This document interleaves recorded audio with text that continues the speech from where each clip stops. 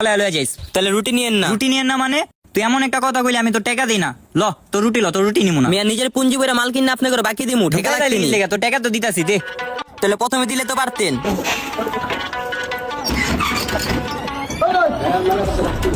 এই ল 200 টাকা রাখ, আর 100 টাকা পরে দিমু নে।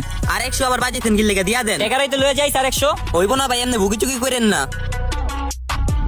মিয়া কুষ্টামি ছাড়েন। 100 টাকা বাকি দিবি, হেডা দিতে পারলি না।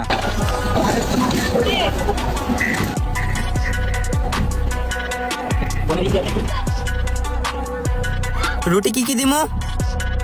দোকানদার কই? দোকানদার তো আমি। কে রুটি লই আইছেন? কে দোকানদার না আরেকজন আছিল? হ্যাঁ কি গেছে গা?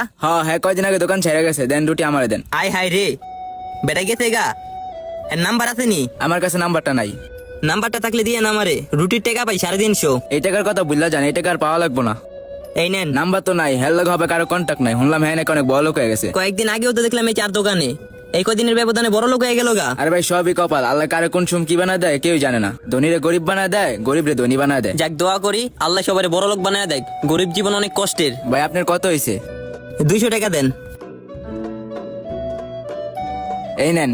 আর রুটি মুটি যা যা লাগবো সব আমি দিমু, অন্য কারোর থেকে নিয়েন না। আচ্ছা ভাই সমস্যা নাই, আপনার থেকে নিমু। পারলে আরো সকাল সকাল রুটি দেওয়া যায়, আমার লেগে ভালো হইব।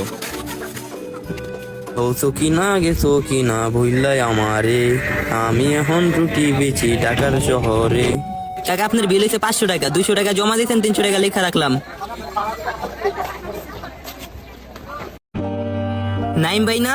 হ্যাঁ আপনার এই অবস্থা কে? আরে বেটার কইস না, যা ঘটনা ঘটছে সব শেষে এখন আমার তরকারি ব্যস্ত হইতাছে। আমি তো শুনলাম আপনি নাকি বড় লোক হয়ে গেছেন গা, অনেক টাকা পয়সার মালিক হয়ে গেছেন। আরে বেটা, প্রথম যেই টাকা কামাইছিলাম ওই টাকা যদি ধরে রাখতে পারতাম এখন আমার 3টা বাড়ি করা ব্যাপারই আছিল না।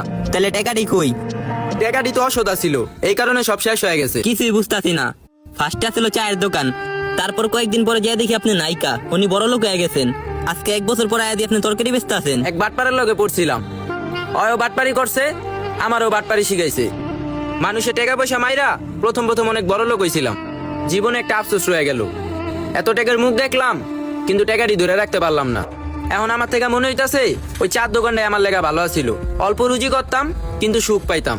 আপনারা যে কেরাই কইছে এইসব অসৎ লাইনে ঢুকতে, চায়ের দোকানে আছিলেন, ভালো আছিলেন, 2 টাকা কম কামাইতেন, নিজে খায়ালে সংসারটা সুন্দর মতো চালাইতে পারতেন। হবে আপনার কি অবস্থা একটা কথা মাথায় রাখবেন, অসৎভাবে আপনি অনেক বড় লোক হইবেন, অনেক টাকা পয়সা কামাইবেন, কিন্তু এটি ধরে রাখতে পারবেন না। ধরে রাখতে পারবেন কি জানেন? শুধু আফসোস যে জীবনে এত টাকা পয়সা কামাইলাম কিন্তু ধরে রাখতে পারলাম না। আপনি দেখেন আপনি বেশি লোভ করছেন, এর লেগে আপনার কপালে কিছুই জুটে নাই।